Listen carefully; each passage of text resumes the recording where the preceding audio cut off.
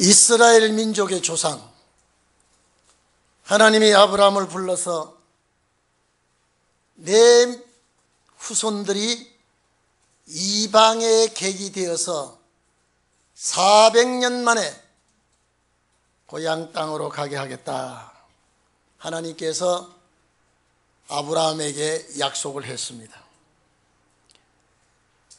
약속된 기간이 되니까 하나님께서 정확하게 그 고생하며 어려웠던 땅을 떠나게 합니다.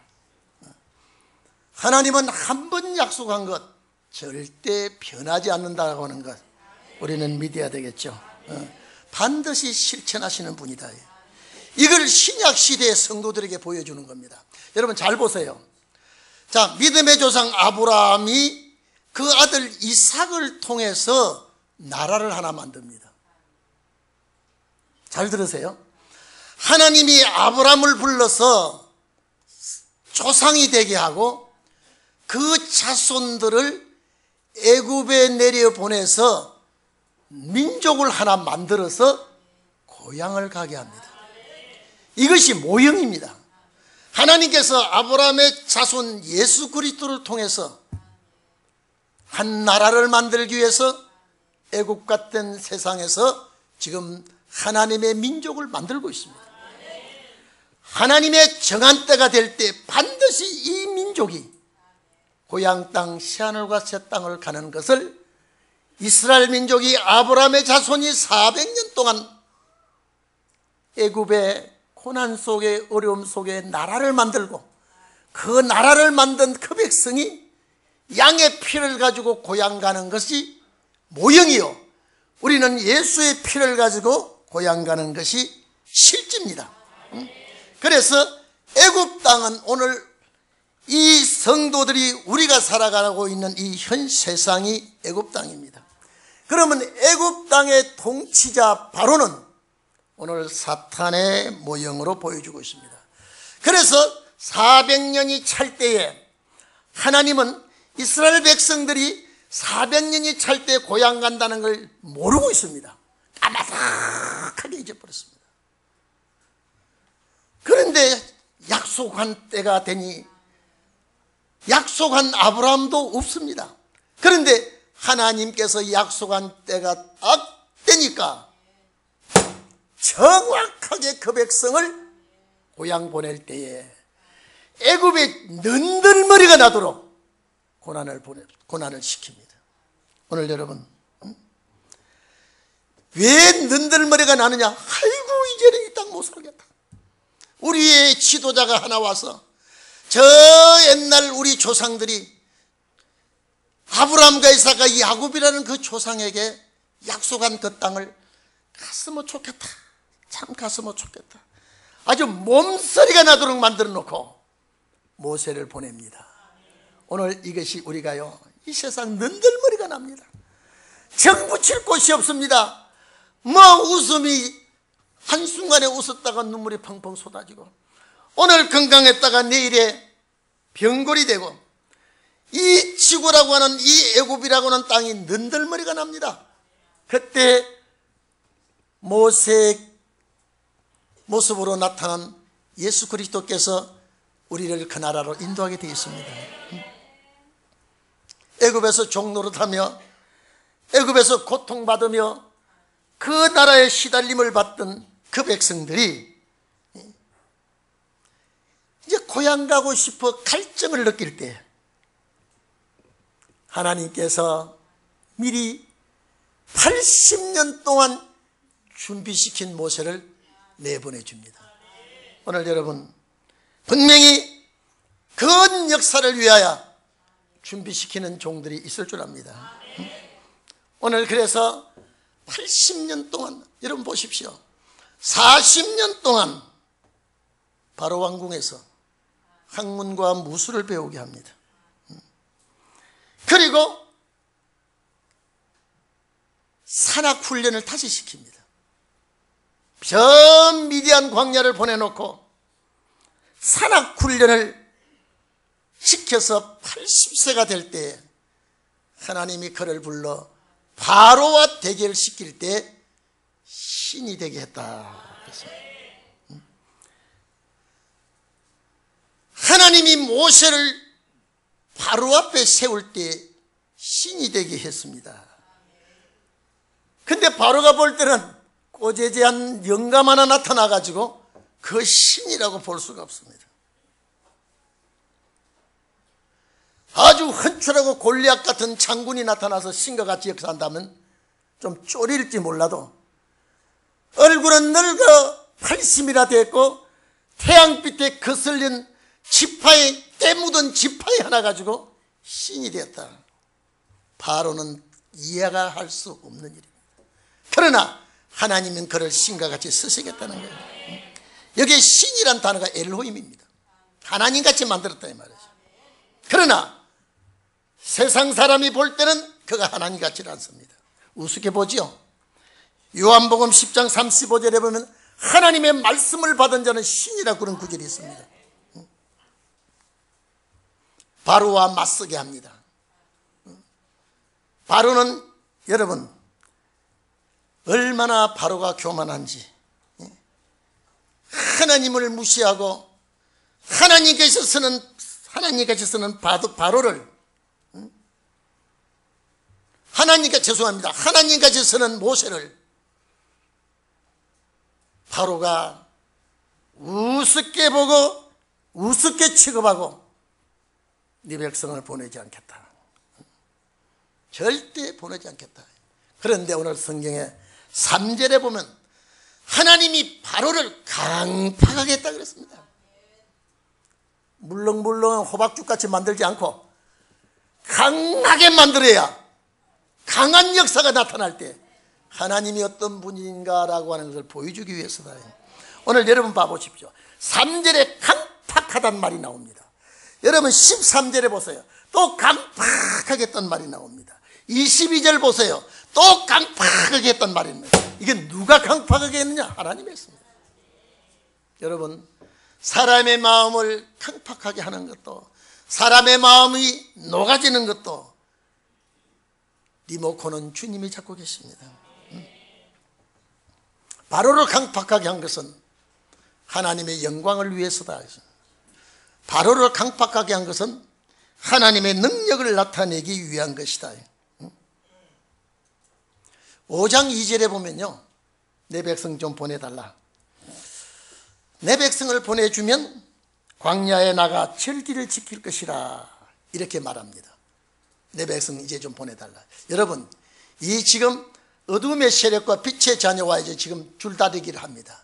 여러분 이게 하나님과 아브라함과 약속의 때가 왔기 때문에 그렇습니다.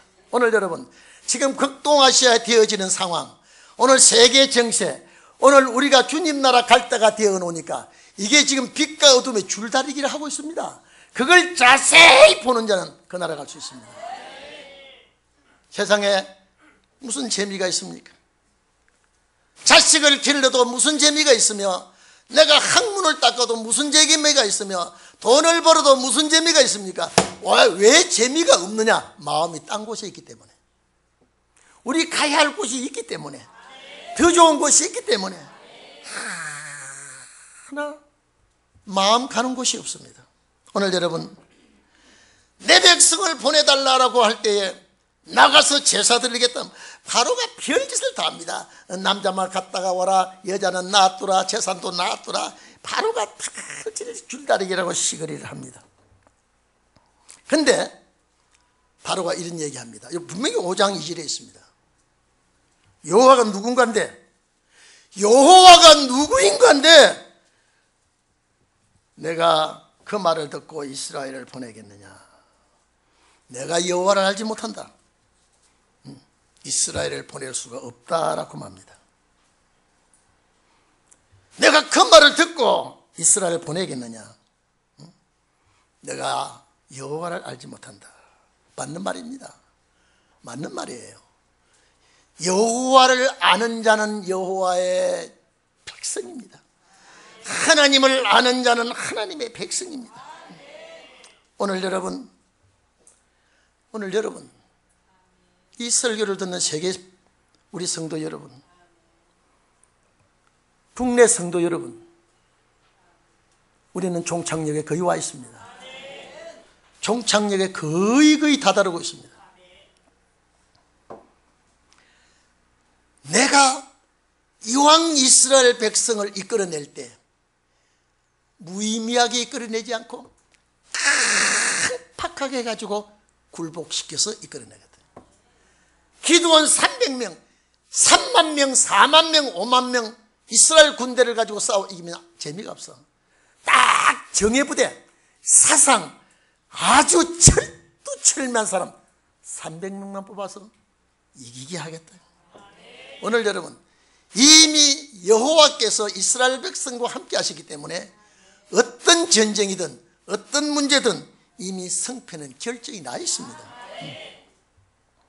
그래서 왜 바로를 강팍하게 하느냐라고 했을 때에 여기에 3절에 그래 되어 있죠. 내가 하나님이 바로의 마음을 강팍하게 하고 나의 표징과 나의 이적을 애굽 땅에 많이 행해가지고 하나님이 어떤 분인가라는 것을 알게 하기 위해서다.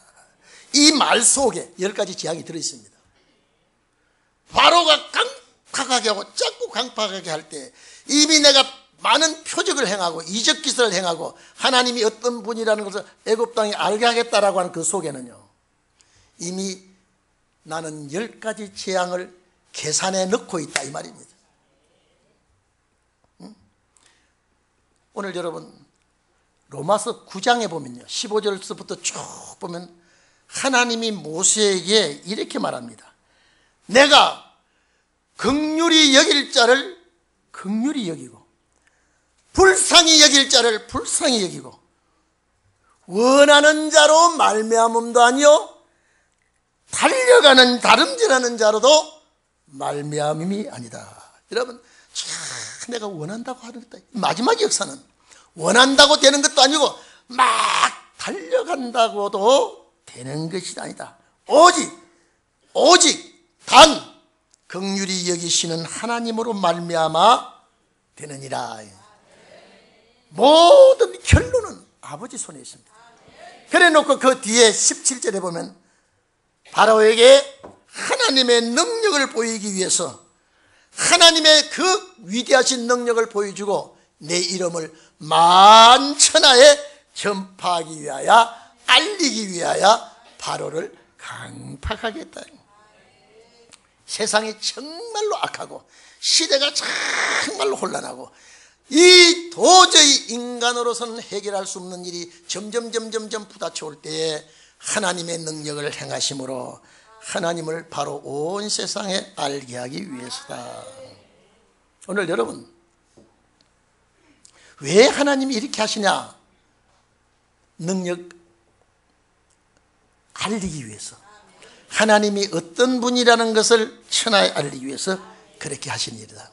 여러분 보십시오. 이걸 다시 또 이 영적으로 바꿉니다. 여러분 봐보십시오. 제가 이런 말씀했습니다. 하나님께서 아브라함의 자식 이삭을 통해서, 이삭은 성령의 능력으로 이 세상에 태어난 사람이에요.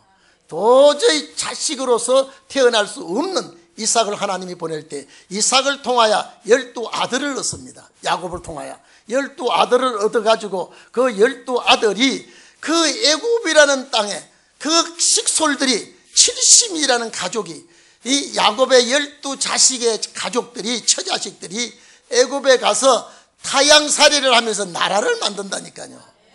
예? 그게 오늘 그대로 현대판으로 들어와 있습니다. 예수 그리스도의 12사도의 후손들이 타양살이 하면서 나라를 만들고 있다니까요. 믿어집니까? 이게 구약시대의 역사는 모형이요, 신약은 실지입니다. 그런데 실지가 더 역사가 큽니다.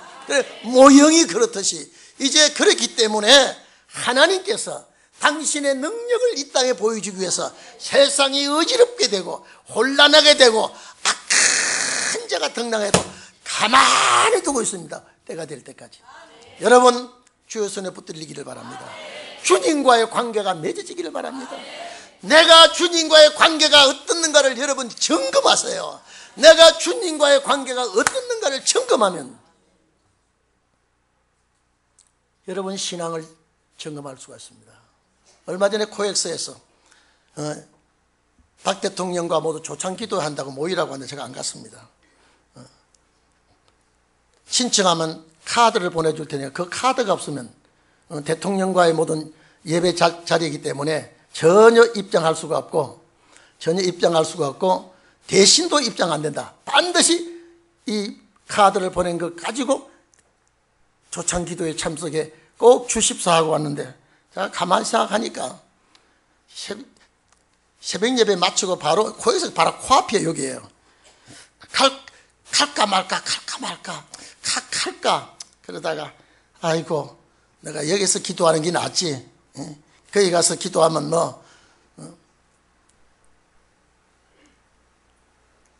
잠깐은 기분적으로 어떨지 몰라도 그 초창기도에 정말로 뜨거운 종들이 모였으면 좋겠다. 거기에 들어가는데도 카드를 발급하고 이 카드가 정확하게 대주해서 아니면 입장을 못한다고 주의사항에 큰 걸로다가 박아놨어요. 아이고 그래서 여기 가는 것도 이렇게 신경을 쓰는데 주님 나라 가는데 여러분요 덤핑으로 간다고 생각하면 오산이에요. 세상에는 덤핑이 있고 세상에는 이면 계약이 있지만은 주님의 나라는 그것이 없습니다. 여러분 설마라고 하는 것이 큰 믿음이 있는 것 같지만 큰일 납니다. 제가 오늘 아침에 여러분 말레이시아 제가 쿠알라룸푸르에 가봤거든요. 참 쿠알라룸푸르에는요 참 이 이슬람 교도가 아주 쩔어 있는 지역이에요. 230 몇 명 바다에 들어갔죠. 오늘 아침 뉴스예요. 딱 두 사람이 위조 여권, 잃어버린 분실된 여권 두 사람이 거기에 탔는데 그 두 사람이 테러가 아닌지 모르겠다. 절대 비행기가 추락할 수가 없다. 그런데 지금 밝혀지겠지만은 왜냐? 그 명단 다 밝혀졌는데 두 사람이 현재 비행기 안 탄 사람이 둘이 있어 살아있어요. 그 조사에서 그러면 이게 뭐야?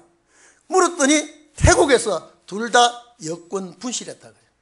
그런데 그 여권 가지고 위조해서 그 비행기를 탔는데 아직까지 밝혀지진 않지만 지금 여러 추측이 있는데 지금 아침 뉴스에는 기름띠가 엄청나게 주변에 뜨는데 비행기가 그냥 주저앉은 게 아니라 그냥 거꾸로 치닫기 때문에 가라앉지 않았나 이런 방송을 하더라고요.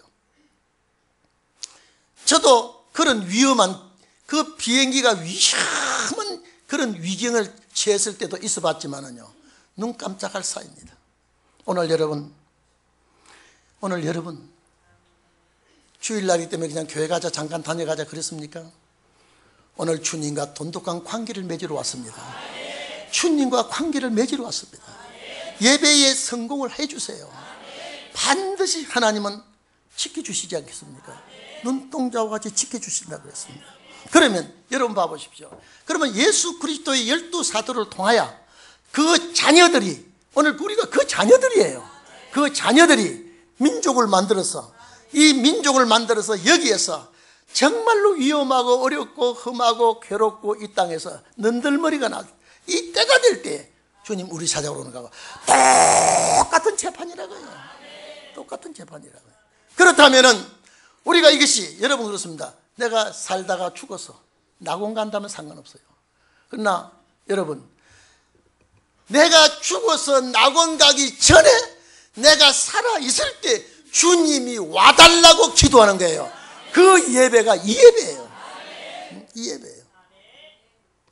그래서 하나님은 제가 어제 그저께 금요일 날 말씀드렸죠. 제가 금요일 우리 장로님들 군사 다 들어야 된다 그랬죠. 하나님의 역사는 무소불능합니다. 절대적이신 분이 죽이기도 하시고 살리기도 하시고 출세도 시키고 짓밟아 버리기도 하시고 우리가 생로병사 주권은 주님 손에 있습니다. 그래서 오늘 하나님과의 관계를 맺은 모세를 바로에게 세울 때의 신이라고 했고, 바로에게 세울 때의 신이라고 했고, 마지막 역사도 오늘 여러분 신과 같이 서는 놀라운 역사가 여러분에게 있을 때에 주의 축복이 나타날 줄로 믿습니다. 우리는 출애굽의 그 역사가 재판이에요. 재판이에요. 그래서 구름기둥, 불기둥, 모세, 이것이 뭐냐? 예수 그리스도와 성령과 하나님의 역사로 고향가는 역사인데, 만나는 우리는 하늘의 생명의 떡인 말씀의 떡이요, 생수는 진리의 물로 우리가 상징하고 있지 않습니까? 그것이 고린도전서 10장에 있습니다. 제가 또 얘기합니다. 하나님 다수 기뻐한다 했습니다. 우리 인간은 다수 기뻐해요. 그러나 하나님은 다수를 기뻐하지 않는다. 우리에게 교훈입니다. 오늘 이 자리에 계신 여러분, 정말로 하나님의 역사에 내가 그와 관계가 맺어지는지, 내가 그 앞에 설 때에 그가 나를 신과 같이 쓰게 하실는지 여러분 점검하십시오. 이제 점검할 때가 왔습니다. 여러분, 그저 둥글둥글 살아가다가 끝나면 주님 나라 가겠다, 천만의 말씀이에요. 제가 코엑스에 초창기도 하는 것도 카드가 없어서 못 들어간다고 미리 예고를 저한테 해주고, 여러분 모든 외국 갈 때도 그렇게 심사숙고하게 조사를 하고, 주님 나라 가는데 어영뚱땅 안 합니다. 낙원에 가는 거는 얼렁뚱땅 됩니다. 왜? 피만 있으면 따지질 않습니다. 묻지도 않습니다. 피만 있으면. 그러나 그 나라 가는 데는 문제를 제기하게 되어 있습니다. 마지막에 6절 7절 보면요, 이런 말씀이 있습니다. 모세와 아론이 여호와께 자기들에게 명한 대로 그대로 행했다 그랬습니다. 이게 하나님의 권리에 대행자입니다. 오늘 여러분, 하나님이 시킬 때에 잘하기를 바랍니다. 손 가는 데가 없어야 돼요. 그런데 오늘 여기 봅시다. 뭐가 여기에 문제가 있는가 한번 봐보세요. 모세와 아론이 여호와께서 명하신 대로 그대로 행하는데, 왜 모세의 나이가 나오고 아론의 나이가 나옵니까? 모세는 80이요 아론은 83세였다라고 기록되어 있습니다. 오늘 여러분 4절에 보면 이미 노예 민족을 이거는 형편없는 민족입니다. 얼마나 쩔어서 애굽에서 짓밟히고 한 맺힌 민족을 하나님은 뭐라고 말했는가 보십시오. 내 군대라 그랬습니다. 내 군대. 여러분, 하나님의 군대라 그러면 하나님의 군대가 됩니다. 그리고 이것은 아무리 종노릇하고 짓밟혀도 내 백성이라 그랬습니다. 하나님의 백성이요. 그리고 이스라엘이라는 말이 있습니다. 승리하는 사람이에요. 승리하는 민족이요. 그런데 오늘 여기에 하나님의 군대, 하나님의 백성, 이스라엘을 인도해 나갈 인솔할 지휘관은 나이에 상관하지 않았다. 여러분, 보통 군대의 지휘관은 연령에 제한을 받습니다.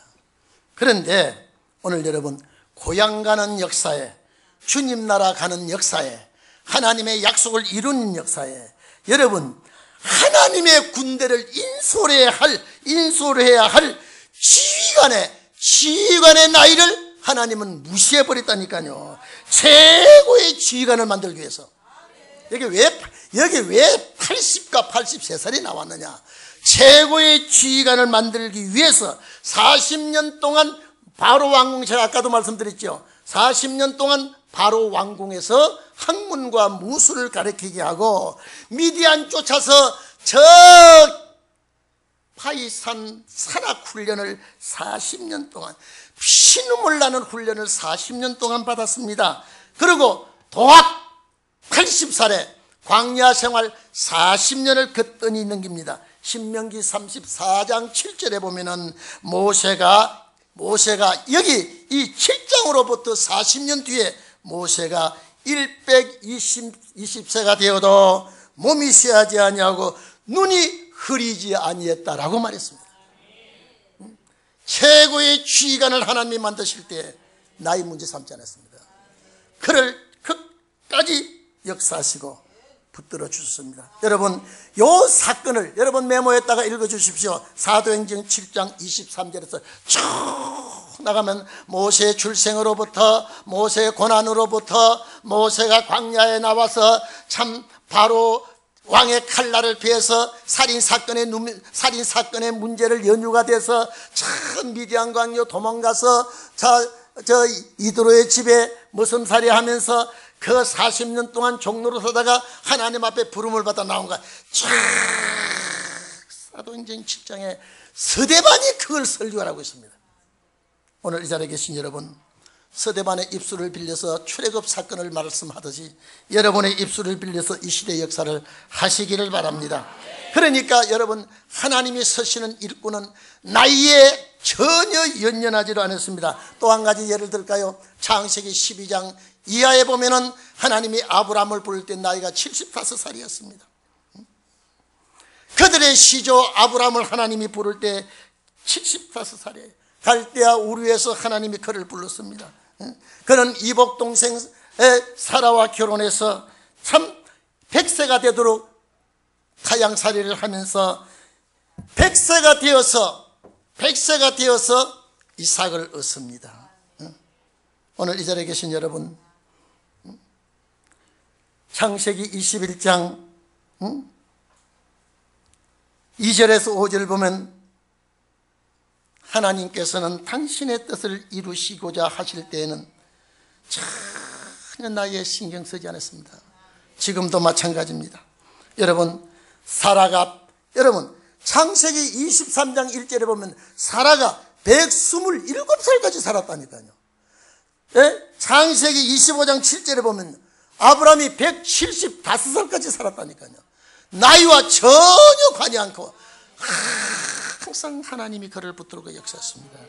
오늘 이 자리에 계신 여러분, 정말로 하나님이 모세를 그렇게 쓰듯이, 신과 같이 쓰듯이 악한 세상에 여러분을 그렇게 써주신다면, 모세와 같이 써주신다면 시대를 이길 줄로 믿습니다.